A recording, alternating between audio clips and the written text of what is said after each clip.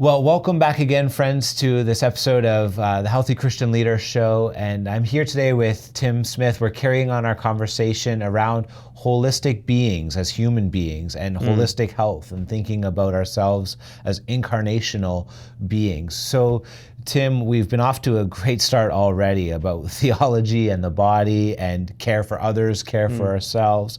How does a holistic understanding or a holistic theology of ourselves shape the way that we care for ourselves and also care for others? Yeah, thanks, Jake. It's in this moment, as you asked the question, I'm a positive guy. I usually think, there's always, my dad taught me when you're driving, you don't look at the ditches, you look down the middle of the road, right? Because there's always two ditches and you usually don't go in, as good Canadians driving in the winter, usually don't go in the one that you were about to go into, you go in the other one, or you overcorrect, right? But it's look down the middle of the road, and that's, I think, where our conversation is centered today. But as you asked the question, I'm thinking, there is this place where we've gone culturally, including in the church, especially in the church, where parts of our being we've decided are less important or even something we should really push down. And the body is one of those things. That's what we're talking about today. And to me, in some of the folks I like to read and some of the history that I've been able to glean from a little bit, it's going back to even before Jesus to this idea of Gnostic thought, where body is bad, spirit is good. And we know that turns in different directions. It can go to hedonism, where we're like, hey, everything's illicit, just do it all because it really doesn't matter. The body's completely disconnected from the spirit.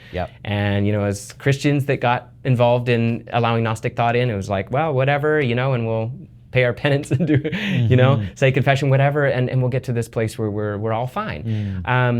But that's allowing this disconnect to happen and then to be maintained literally in the way that we live our life. And it's not the way our beings are made. The other option was masochism, which parts of the church have gone, and we can do that honestly on a regular basis. We don't necessarily sleep on beds of nails, and pray on our knees till our knees are bleeding, but this sense of deciding that we'll just kind of run over our schedules, no worries about sleep because we're doing Jesus' work, right? And just disregarding the need to exercise if our particular job might be more static at the moment, say at a computer or sitting or whatever. Or on the other end, we just, we run ourselves ragged trying to minister to others. And I watch Jesus time and again. He's so embodied in every way. He takes these breaks, and literal physical breaks. He takes his physical body out to the wilderness, takes his physical body up the mountain to be with Jesus, to be with his Father. He doesn't just, in my spirit, I'm going up the mountain with my Father, and I'm just going to take this moment. It's like, I'm sure he did that a lot of times because he probably needed to, like, oh, Jesus, no, he wouldn't say Jesus, he is Jesus, sorry. Oh, Father, be with me while I'm about to answer this person. He needed to be in that place of connection, but he literally would take his body and he would take rest. Sure, he slept and he said, you want to follow me? Well, see where I sleep. Foxes have holes and birds of the air have nests, but my life is a little on the rougher side, and he didn't shirk going on the rougher side, but he paid attention to every part of his being. And I see that in the way that he cared for himself, but then I watch how he externalized that. Because once again, we're not going to externalize something we're not already internalizing, right? What's inside comes out. And so the way that he was with people, like what characterized Jesus' ministry for me was one thing. It was the power of presence. He was just simply present with people, right? And so a lady comes up behind him in a crowd, touches his garment, and she's healed after 12 years. Now for 12 years, she hasn't been touched. Right? And of course, it's this big deal that she's touched someone, who's a rabbi, and like, oh my goodness, and that she's pushing her way through this crowd. Like everybody's probably quite upset, right? Right. But he turns around and he stops the world. Like she's already physically healed. But this is not just simply about the healing of her bleeding. This is about healing of her socially, mentally, relationally, and spiritually. And he stops the world and he looks. And so often Jesus would touch people, or he's going to heal the blind man. He takes the mud that the man is literally made from, and then he combines his spit. Like he puts he puts the ground, which we're made of, but we're made of mostly water, right? So then he takes water from his mouth, the mouth that spoke the world into existence, and he brings us together and he touches the man. Like, these are people who, like, we think of stigma in terms of health now. These are people who experience stigma to the nth degree, and he was literally reintegrating their beings, reorienting their physicality, bringing healing, but in healing him physically, he was bringing him back into relationship with his community, saying, this man is healed, right? I'm going to touch this man. And the science around things like touch, when we get to do trauma care trainings, we get to look at it a little bit of neuroscience. Touch is absolutely fascinating. What touch does.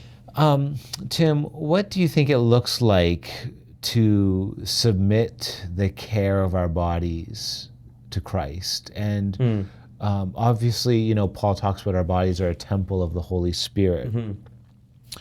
And so what does it look like to treat our bodies as this temple that Paul says they are, and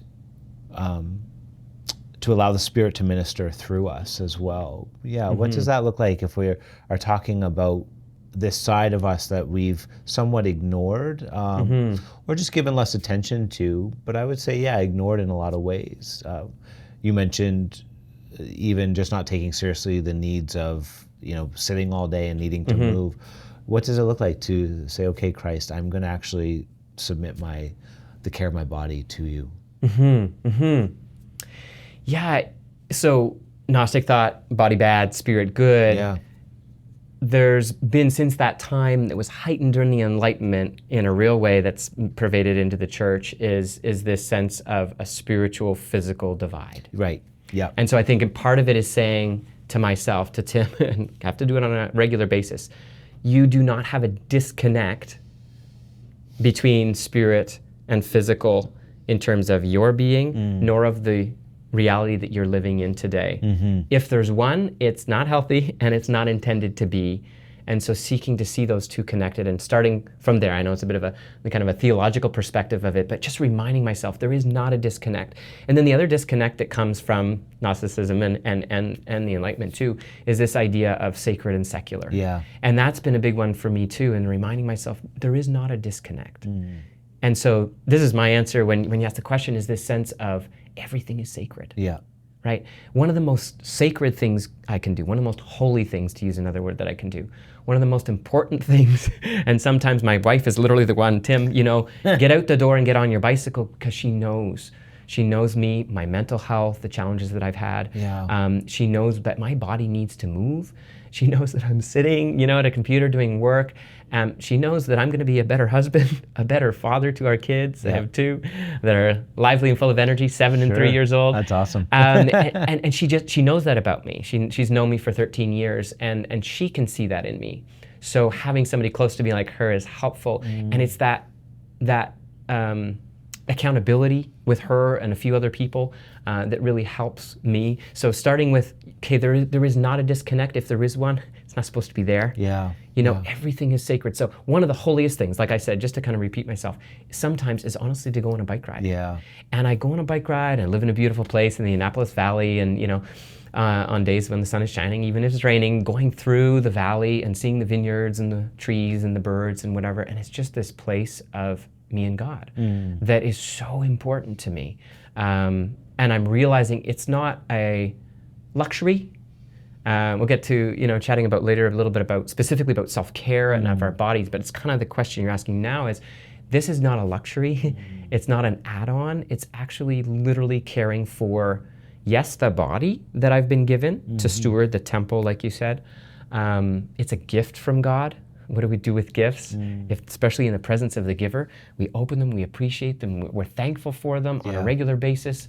They break, we fix them, we do our best, So there's that care, but it's just this, I think, when you ask the question, it's the first answer that comes to me is just this posture that I have. How do I actually hold my body? I hold it in appreciation. And it's not, like we've talked about a bunch already, it's not disconnected from the other parts of me. And that's, our culture has very much objectified the body, and that's taken down a whole bunch of different routes, but it can literally it literally exists on a day-to-day basis with me. If my body's just an object, I'm just trying to cart it around or get it to cart the other parts of me that are really the important parts around, because those are the parts that are going to serve Jesus today. Right. It's like, no, It's not missing the point. Yeah. In huge ways. Yeah, for sure. And talking about, sacred, secular, spirit, material, Psalm 19, I've got this question here. Psalm 19, the heavens declare the glory of God. The skies proclaim the work of his hands. Day after day, the skies pour forth speech. Night after night, they reveal knowledge. Just carrying on, how does God use the physical material world of us, that we're made out of, the physical material world in us, around us, to connect with us? Beautiful. That's one of my favorite. It's one of the favorite passages that my dad held. He's passed away now, but one of the memories that I have from him is literally when you read Psalm 19. My dad's voice is there, and it's usually around a campfire, on his tattered Bible that we got there by canoe, and and he's reminding us as kids, hey, this is our Father's world, and he made it for us, and he made us for it. Like, he made it for us and he made us for it is so integral to the way that we walk out the door and take in that sunshine, even as we did, just for a moment in between offices today. But it's just like, this is made for us. Yeah. Right? And we are made for this. Going back to our origin story, there was a few commands given at the beginning, other than just don't eat the fruit. The commands were to steward, which was going to involve like literal physical connection with and manipulation of and this engagement of the entire world. Yeah. Their relationship with each other, with themselves, and with God. I see a trinity of relationships. This is how I see relationships. Wow. With self, God, and others. That trinity of relationships was going to exist in this world. And this stewarding was very hands-on, right? Very embodied. And then the other command was be fruitful and multiply. So co-create with me. Yeah. I'm a creator. You're made in my image. Let's create together. Yeah. And remembering that the two human beings that God had created in his image were naked and unashamed. They had no disconnection from any part of their bodies and minds and souls and spirits as individuals, but also with each other.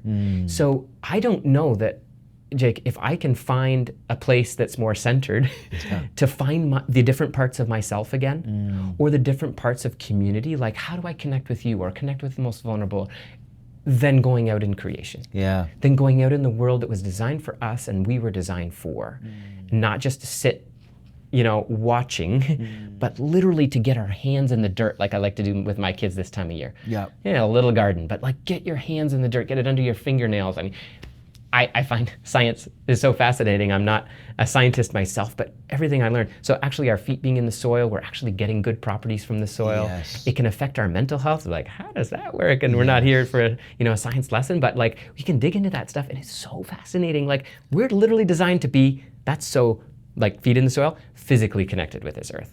So yeah, I think it's finding who I am, the different parts of who I am, some of them that I've left aside. Like it's me on the bike, working up a bit of a sweat, feeling my muscles, feeling the wind on my face, maybe a bug or two, that hits me. And just like, I am here in this world. And today's, a day like any other day, and it's not a perfect day. There's broken things out there and broken things in here, but I'm in here and I'm part of this. Yeah, absolutely. I mean, obviously Dwight is a builder, and I always, the projects that we work on as a renovation company, it always amazes me. People want big windows, especially if they have a beautiful piece of property, and how much, we build buildings, but we're often trying to get as much nature inside, whether that's daylight or just our surroundings, we can't escape it. So, Tim, thank you. I mean, this is just obviously scratching the surface of your passion, but also of this conversation. And we really hope that we've encouraged you in this brief conversation to think deeply about your holistic health. As leaders, it's easy to ignore that. And so thank you for being with us. We'll link to Tim's podcast, Journey with Care, in the show notes. Encourage you to check that out, and Care Impact. We pray that this is a blessing to you as you lead again this week. Well, thanks for joining this conversation. I trust that you were encouraged and challenged by the stories and experiences that were shared today. Would you join us next week? You can find new episodes weekly in video form on the Aaron Ministries YouTube page and in audio form wherever you get your podcasts. Aaron Ministries is an interdenominational network of friends in ministry with a mission to foster healthy Christian leadership. Check out our website, aaronministries.com, for more information and resources and on how you can donate to our ministry and potentially start a healthy Christian leader gathering in your area. Until we meet again, may you experience the Lord's blessing, grace, and peace. I'll see you next week.